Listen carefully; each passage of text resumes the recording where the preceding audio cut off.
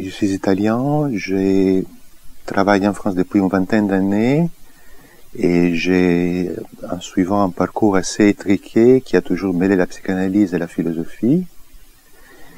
Et mes recherches se sont petit à petit déplacées du côté de l'Asie et du monde indien.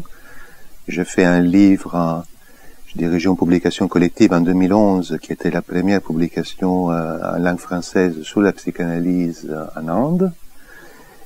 Et dans la foulée de ces recherches, je me suis passionné à l'histoire du premier psychanalyste non occidental, un dénommé Boz, avec un nom difficile à prononcer, Girendra Shekhar Boz, qui a été un correspondant de Freud, qui a fondé donc un premier noyau des psychanalystes à Calcutta dès les années 20, donc même avant qu'il y avait déjà une société psychanalytique à Calcutta, avant même qu'à Paris.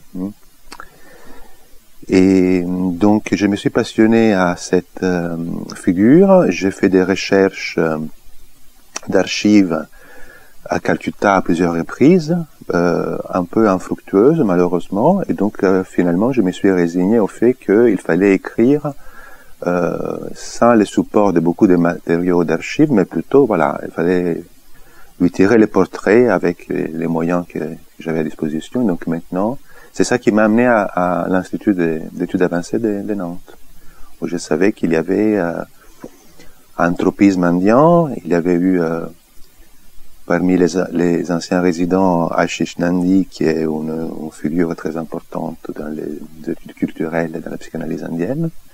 Et voilà, donc c'est ça qui m'a amené à Nantes. Et puis, même si finalement je fais autre chose pendant mon séjour, et j'ai plutôt travaillé, mais ça c'est les hasards et les temps, voilà, de la recherche. Finalement, pendant mon séjour, j'ai travaillé davantage sur Madagascar, sur la psychanalyse et décolonisation en Afrique, et c'est là aussi à cause du fait que dans ma promotion, il y avait beaucoup de collègues africains et très peu de collègues indiens. Et donc j'ai essayé d'adapter aussi mon travail au dialogue possible ou envisageable avec eux. Alors pourquoi faire de l'histoire de la psychanalyse en l'élargissant au monde non européen, non occidental? Moi, je crois qu'il y a deux raisons. L'une est une raison plutôt intellectuelle, c'est-à-dire montrer, parce qu'on se représente souvent la psychanalyse comme une affaire occidentale, et même comme quelque chose qui devient de plus en plus occidental, parce qu'elle est née dans le monde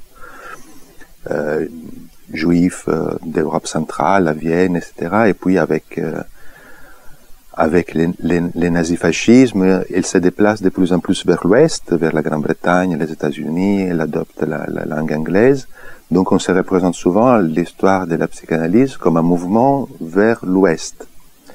Et moi j'ai voulu essayer de faire une cartographie alternative, un mouvement vers l'Est ou un mouvement vers le Sud.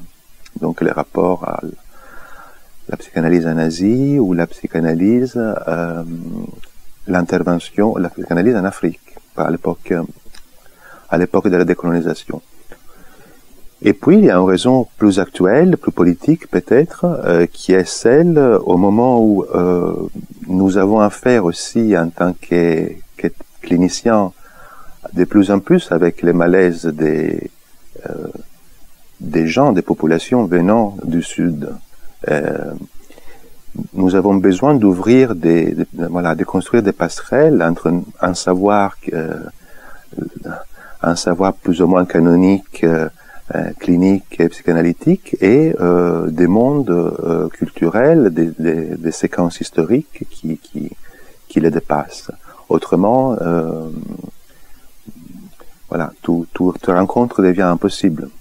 Donc, c'est très important pour moi, ouvrir la psychanalyse à l'anthropologie, à l'histoire contemporaine, à l'histoire de la deuxième partie du XXe siècle, pour pouvoir aussi rencontrer des formes de souffrance, des mal-être qui autrement sont indéchiffrables.